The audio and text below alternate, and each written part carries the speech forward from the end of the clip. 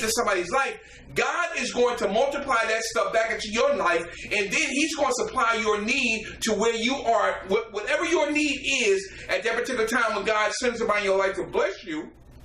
That's the blessing you're going to get on the return of what you planted in somebody else's life. Do you understand that principle? You may have planted a seed of kindness. Maybe somebody was sick, and you took food over there. Maybe somebody was sick. You took food over there, and you helped that person. Could have been a neighbor, and you was there to support them. And then maybe 2 months, 3 months later, you find yourself in a predicament where your car broke down. Just say, for example, and you don't know what to do. You don't know what's going on. You need to get to work, and come to find out, somebody walking down the street or whatever, you don't know the person, and you got to get to work, and the car breaks down, or it could be on the weekend. And they say, well, what's going on? What's wrong with your car? You need any help? He said, I don't know. What's going on with this car? They get under there. They look. Bam, bam, bam. All of a sudden, they see, well, this is what the problem is right here. I can get this fixed right. I'm a mechanic. My shop is right around the corner. I'll be more than willing to fix your car. And you said, well, how much is this? Don't even worry about it. This is an easy fix. Don't even worry about it. There's your blessing right there. You see, the seeds you planted over here in that person's life, God brings somebody into your life at the moment that you need it. He will send that person to bless you. You see what I'm saying? So you may not didn't get nobody's car fixed, but you planted a seed in somebody's life of having sympathy on somebody, having empathy on somebody, being there to support them in their sickness or their illness, being there to help them. And then look what happens when it comes around. God blesses you to get your car fixed. That's how God works. That's the seed, how you planted somebody out in your life. You see? So what you may have did may not meant a whole lot to you. All right? Because you say, well, that's nothing. I ain't worried about it. You know, I'll go over there a couple of hours a day and check on you. But it may have meant the world to that person. You see what I'm saying? That was valuable to them. So if it's valuable to them and it blessed them, God is going to bring that blessing back around to you in another form. And it don't have to always tell people. I always say this.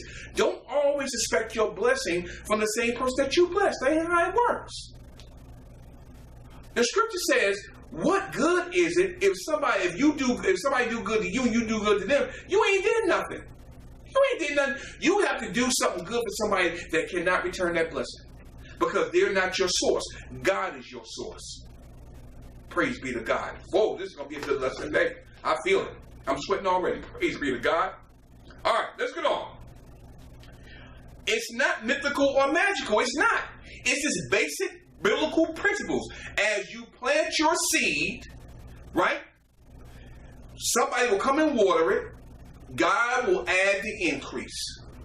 You don't try to add your own increase and bring your own blessing around to you. And sometimes we get upset and mad because we may have let that person, they was going through something, and you help them pay a bill, and they say they're going to pay you back and all this and all that, and you got mad, you need your money. Don't worry about it. If you did it out of the goodness of your heart, and you blessed them and you know you did good, don't worry about it. God will bring your blessing back double fold, sometimes triple fold for what you went through, and you know that person wasn't appreciative. That's all right. God will bring it around a different way. When you really need something, then he's going to bless you tenfold, 20-fold, 30, 60, 90-fold. All right? All right, let's not get hung up on that. You know, and well, I ain't going to get there, but I'm saying a lot of people get hung up on that. Don't expect your blessing from the same person that you blessed in the beginning, because you may not get it back from that person, because you're not doing nobody no good. Because if you give it and they give it back to you, what have you gained? You haven't gained anything. Yeah, that's a favor, but you haven't gained nothing. You have to be willing to do for others that cannot return the blessing in return. That's when God gets to work on your behalf. All right, praise be to God. This is going to be good. It's just that God's economy works differently. His kingdom priorities focus on giving and being generous. That's what it's all about. Pressed down, running together, shall your cup be running over, and men shall give unto your bosom. That's the principle that I'm just telling you. Give, and you shall receive. Pressed down, running together, shaking together, your cup running over, shall men give unto your bosom. All right? All right, let's continue. Giving is the lifeblood of the believer. That's your blood, your lifeline. That's your lifeline in the life of the believer. Because if God has blessed you, then you got to take that and bless somebody else. Because that's your lifeline. Give, and it shall be given unto you. The scripture says, John 3:16, for God so what? Loved the world that he did what? He gave. We have to be givers. Givers. Givers. Continue to give. And as you give, God shall bless you. Give, you shall receive. Give, you shall receive. Give, you shall receive. But some of us, like the whole George Washington so tight, he be screaming, let me go. You cannot bless somebody if your hands are closed. Right or wrong. And you can't receive a blessing if your hands are closed. All right. Generosity is necessary for our hearts to beat. It transforms us. Same thing with giving. We need blood in our veins for us to live. So that's why we have to drink water. We have to eat certain foods so we can continue to live in this. So it can send, and blood carries oxygen throughout our body, but we also have to eat certain things. It's the lifeblood. That's the way, same thing with God's blessing is to you. That the generosity that you give, that's the lifeblood that you're giving to somebody else's life, and then he returns it to you in a different form. All right? People understand the difference between a closed fist and an open hand. That's right. I just told you. You can't bless nobody if you have a closed hand. You can't. And you can't receive nothing if you got a closed hand. All right? The clenched fist is the international sign of anger and violence. That's so true. But even a dog understands that an open hand is welcoming and friendly. It sure is. And a dog knows. You remember I told you this, I think we did this broadcast maybe about 2 or 3 months ago. We talked about atmosphere. You have to create that atmosphere. You have to create an atmosphere of giving so you can receive. So when we talk about the myth of money, if we don't understand the purpose of what money is used for, then we're believing a lie. Now, some people say, man, don't you give your money to nobody. I remember when I was growing up, and I know this story goes on. I remember really when I was younger, I used to hear it all the time. Well, I ain't going to that church and get a preacher my money so you can buy him a Cadillac. You see what I'm saying? But you don't understand. You're giving to the work of God. Whatever that man did with the money, that's none of your concern. Long as you're planting the seed and doing what God has instructed you to do, God is going to bless you when you really need that blessing. All right? You remember the old saying, he may not come when you want him, but he's always on time? Praise be to God. That's how God works. When you least expect it, when you are at dire straits, when you are made down to your last dime, you got a bill to pay, or maybe your family member is sick, or you need gas to get in your car to get back to work, or something goes on, God shows up, and you don't even know where that blessing came from. It came from God. Because he knows when you plant that seed in somebody else's life, he said, now I'm going to send that blessing back to him, 30, 60, 90-fold in return.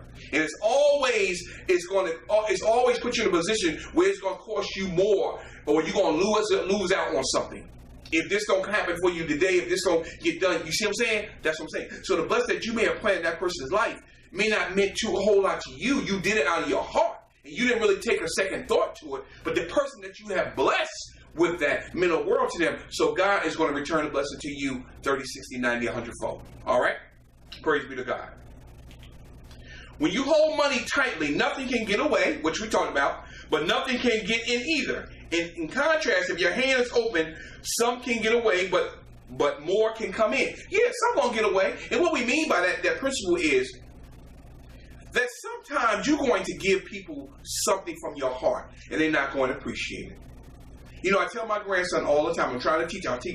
I was talking to him today, this morning, in the car. I was dropping him off at school.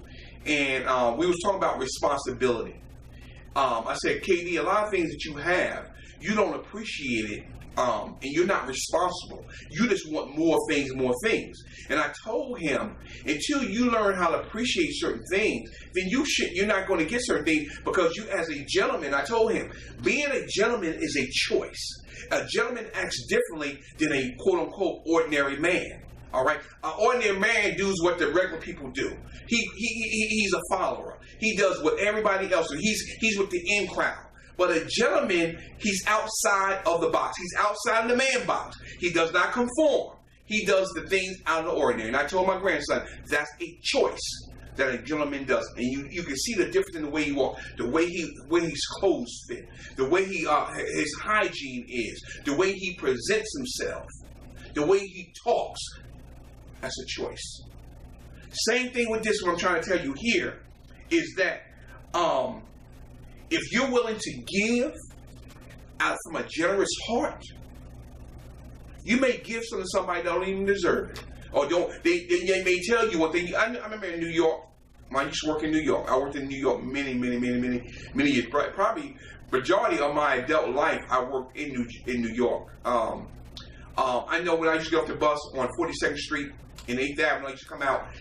I used to come out of the back side of the terminal and come out on 10th Avenue because I used to work at Federal Express on the corner of 11th of 42nd and 11th Avenue, and they were out there be begging, not begging, they be out there washing windows. People stop at the stoplight and they'll get in there and they'll take the squeegee and they want to wash when they want money. You see what I'm saying? And you may give them something. They say, well, I need something to eat. But you out there doing all day, you should have money to eat. And maybe God moves on your heart to give to that person. All right? And sometimes they may take their money and go get something to drink. But the point of it is, that's all right. Long as you did it with a clear conscience, you gave out of your heart, and God moved upon your heart to do that, God is going to return a blessing to you when it's time for you to need a blessing when you're really in need of it. All right? Yeah, you're going to lose some along the way, but you're going to get more in return than you lost when you gave out. You know what I'm saying? So that's why I'm saying the regular arithmetic that we talked about earlier, 100 take away 1,000 leaves 900. That's not so in God's eyesight, because He's going to always give his child more in return because of His generous giving. All right? All right. Your attitude toward money, open or close, is an indication of your spirit, and that is so true. That is so very true. As you give, like I said, you may not always give money all the time. It could be wisdom, it could be knowledge, it could be helping somebody that's sick, like I said before. All right? You could be helping somebody do something around the house, help somebody move, whatever. You know what I'm saying? It's your spirit. It's the spirit within you when you do something. What kind of spirit are you doing it in? Are you doing it in a grudging spirit? Or are you doing it in a loving Christ-like spirit? It's a difference. And it says your attitude towards money will show through that. Because where your treasure is, there your heart will be also. All right? Now, if you are starting to understand, see how we're trying to build the house today, that the myth about money is knowing the purpose of money. It is about generosity. But we think about it, when we talk about money, we think about it in a way that it's always for us to gain. It's not that. It's about giving what we have received. Praise be to God. All right. What does stewardship mean? And this is what we all are. We're supposed to be stewards over what God has given us. Right or wrong. Whatever we have in this earth realm is not ours anyway. It all belongs to God because it all came from the earth. All right? And when we leave this earth, we brought nothing into this world, and we surely shall take nothing out. All right? So don't get hung up on what you got, because it ain't yours anyway. What He blessed you with, He blessed you so you can bless somebody else with it. I ain't saying you got to give away all your stuff. I'm not saying that. And I'm not saying that you don't deserve certain things. You work for it. Yeah, you deserve certain things, but you also have to have a generous and giving spirit and to bless somebody else. All right? That's what I'm trying to say. All right? What is stewardship?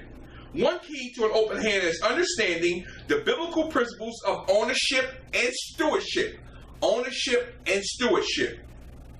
Have us deposit $1,000 with the banker. All right? If you go to the bank, you're going to open a bank account with $1,000. So be it. Encourage the members. Okay, what we need to do. Let me break this down for you so you can understand what I'm saying is. All right? God is the owner, and He entrusts resources to us, just like a bank. You take that money, $1,000, and you're going to open an account. You entrust that bank to protect your money in that bank, so that way you don't have to leave it at home and worry about somebody breaking in your house, stealing your money, or robbing you, or holding you, robbing you on the street and taking your money. So you are entrusting a certain bank to hold your money so you can write your checks. All this stuff comes to your account, so you don't have to worry about having the money other ways. You want to put it in a safe place, right or wrong. So you entrusting your hard-earned money with that bank, right or wrong. Same principle. God is the owner of the stuff that you have. He's entrusting it to you, whether it's your car, whether it's your home. All right. It could be the content of your home, your television. All this stuff that you have, he's entrusting you with it to do the right thing for the glory of his kingdom. All right? We get to hold it, but it's really his stuff anyway. It's all God's anyway. It's not ours. All right? It's not ours. He wants us to take care of our families. Number one, we must first number one is to serve him. Love God with all our heart, our mind, and soul. Love thy neighbor as thyself. Right or wrong? Those are two major commandments that you need to. You ain't got to worry about the other 8, because he said he changed that and came and said, love God with all our heart, our mind, and soul, and then love thy neighbor as thyself. That's it. That's all you got to do. And if you do those 2 things, you ain't got to worry about all the other laws that are on the books, because it's irrelevant. Because if you do those 2 things, then you won't put yourself in a predicament to break man's laws, because that's all they are, man's laws. All right? And he doesn't mind if we have some nice stuff. God don't mind if you got nice stuff. That's giving glory and honor to him. If you're doing what you're supposed to, I told you already, as you bless somebody else, maybe you need a new car. Maybe you need a new car. You've been working faithfully. You've been doing this. You've been taking care of your family. You've been planting seeds in other people's life. And you don't know how you're going to get this car. And somehow, some way, God brings it around. And you go to a car dealership. And you really don't have you got some money. You've been looking at a car. And you say, I don't know how I'm going to do this. And God works it out. They may give you $2,500 off and drop your interest rate. And say, well, how much money you got to put down? Well, I got $10,000. The car is $30,000. I got $20,000 to put down on the car. Oh, okay. Well, I tell you what, we'll pay for the next 3 months for you. With a what? Maybe a 10% interest rate instead of a 18 or 24% interest rate. You know what I'm saying? See how God can work in your life if you're willing to bless people along the way. Because like I said, you may not always get the blessing that you want when you want it, because you may not need it at that time. You may think that you want it to satisfy your fleshly desires, but God is going to bring it to you when you really, really actually need it for the glory and honor of him, not of self. You understand what I'm saying? All right. But we have to treat what we have like it's his stuff, because it's his already. We're just stewards over it, right? He's the owner. We're just the caretakers of it. Just like a house, you got maids, you got butlers and things that maybe in wealthy families, they're just caretakers of it. They're making sure that everything is taken care of, the things are running smoothly, just like the bank. You put your money in the bank, they make sure your money is protected through the federal government, through the FDIC, and make sure if something comes in, if somebody robs the bank, your money is protected up to a certain amount. Okay, same principle. Same principle. The Bible clearly tells us that God owns it all. The earth is the Lord's and the fullness thereof. Psalm 24:1. I quoted that scripture a few minutes ago. Since he owns it all, we are simply stewards. We're the stewards. We are just keepers. We're just keepers of it. We're just holding on to it and taking care of it until he calls us home. And then if we teach our children and our family members and those that are around our community and our churches, and then if you see fit to bless somebody else with it before you leave this place, then they'll be stewards over it as well. Because like we said in the beginning, it's all God's anyway. And when we go, somebody else is going to enjoy that. Now, they may not give God the glory because they may not have been taught the principles of God, and they may not be saved. So they may not get the glory out of it like you have, because you honor God through your giving and what he has given to you. Then you plant that in somebody else's life. You may got an old TV, and it may be still be working, and God has blessed you to get another TV. Take that TV and bless somebody else's life with it. You know what I'm saying? That's how you receive your blessing. All right? Inside the church, the idea of stewardship has come to mean a building campaign or fundraiser. That's what we think, right? Outside the church, stewardship usually is associated with how we treat the environment. To understand how we are supposed to handle God's resources, we need an accurate understanding of what being a steward is all about. And we're going to get down into that right now. Real stewardship means we are asset managers for God. We are asset managers.